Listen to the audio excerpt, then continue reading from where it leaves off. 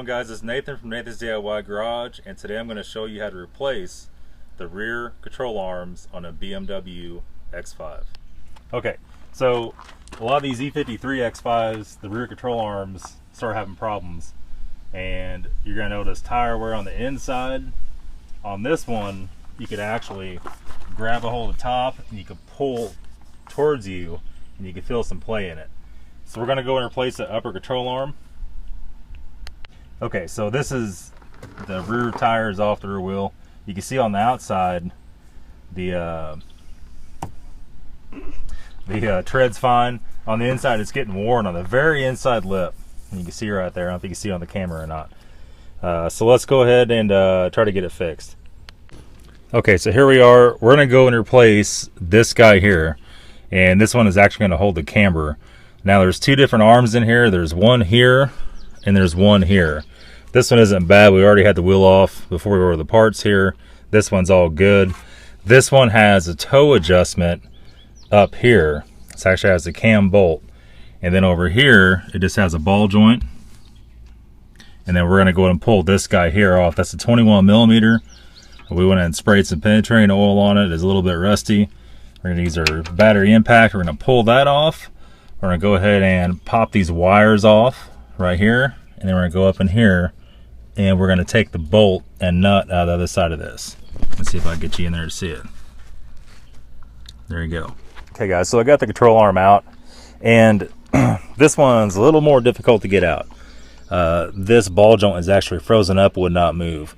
So what that meant is when you try to take it out over here, you couldn't actually get it all the way out. So I ended up pulling the shock loose. You pull the shock loose in the bottom. There was a bolt in the nut. You take that out. That lets your shock move over. You take a pry bar and just gently pry it out of the way and slip it out. It was still a pain in the butt without being able to move that joint, but we got it out. So at this point in time, we're going to go ahead and reinstall.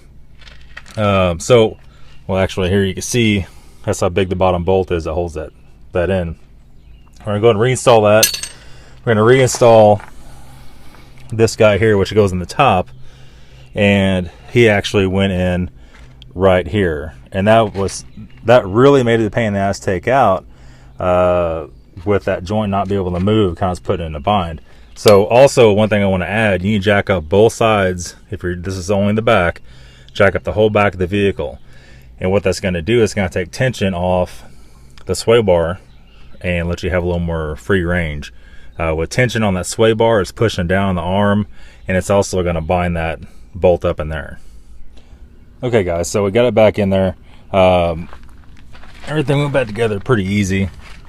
It actually slips up in there, and then you hook this in there, and it comes with the new nut, a neoprene nut, and you just pretty much put it back on there. It's a 22.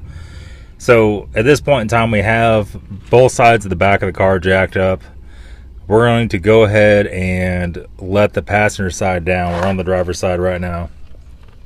I'm going to go ahead and put this shock back in the shock mount there, because what happens, of course, when you pop the shock off, your spring pushes down your control arm, right? So obviously I'm not strong enough to push back up there by hand. So we're going to put the jack under the base of the control arm. We'll jack it up. We go about 2 inches, and we should be able to put the bolt back in the shock. And at that point in time, make sure that all your little wire hangers, this one's kind of broken, make sure all your little wire hangers are put back in there. That's going to hold your brake line and your ABS sensor wire. Those are two things you definitely don't want getting broken or ripped out of there. So that's pretty much it, guys. It's not that big of a job. If your rear control arm wasn't as bad as this one, it wasn't froze up, it'd probably be a lot easier to do. And you should be able to do it in, I don't know, under an hour. And if you do like I'm going to do tonight, it's starting to get dark, I'm going to go ahead and just put this side together for tonight, and probably the next day or two just do the other side. But this side was the worst one. It was making the tire wear. It was squeaking because this is so dry. That ball joint is so dry. And so we're going to go ahead and reinstall it, and thanks for watching.